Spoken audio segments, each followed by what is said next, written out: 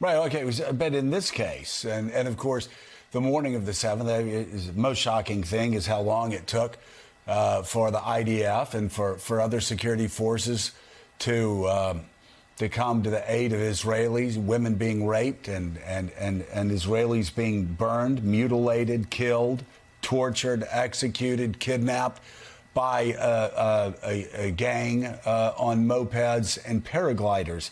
And that is certainly something that's going to take quite some time. But this money coming from Qatar, that was an ongoing policy of the Netanyahu government to encourage Qatar to fund Hamas. It doesn't really, I mean, you're a senior advisor to Benjamin Netanyahu. I mean, this is policy. This is something that was thought out through the years. So why did the Netanyahu government encourage Qatar to give billions of dollars to Hamas? It was the Netanyahu government, it was the previous government as well, and it was successive Israeli governments. And I think the idea was primarily to prevent a humanitarian crisis in Gaza and to try to have a situation where you'd have some sort of stability. And it failed.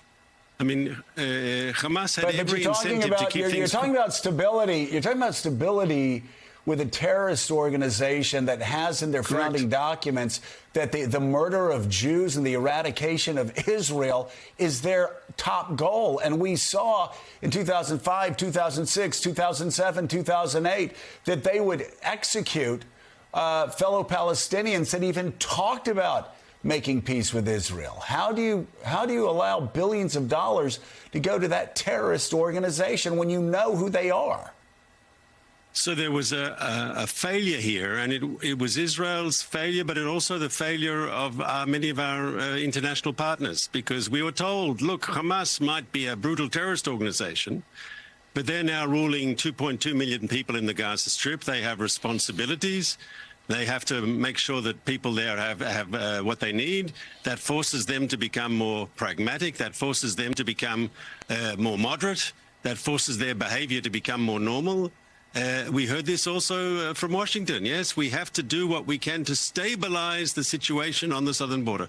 And we have to hold ourselves accountable as well. But it was a failure. It didn't work. Hamas showed itself for what it really is on October 7th.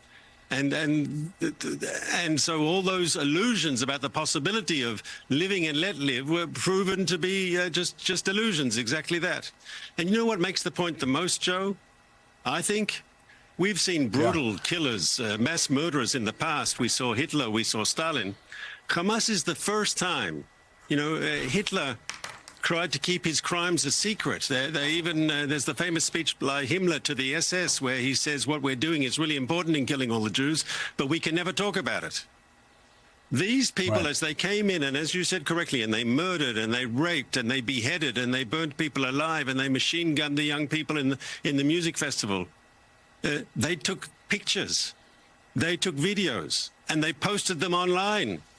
A lot of the damaging information about Hamas is their stuff, their own material, and they're proud of it. They wanted to advertise their crimes against humanity. This is a new level of depravity that we haven't dealt with before. Yeah, and it's a level of depravity that they said from their very founding they were going to try to achieve, and they did. Mr. Ambassador, thank you so much for being with us, and we certainly wish you and all the Israeli people the best of luck in getting as many hostages out as humanly possible and conducting this war in a way that is in Israel's best interest as well as the best interest of the Palestinian people. I don't think that's a mutually exclusive wish. Thank you so much, Mr. Ambassador, for being with us.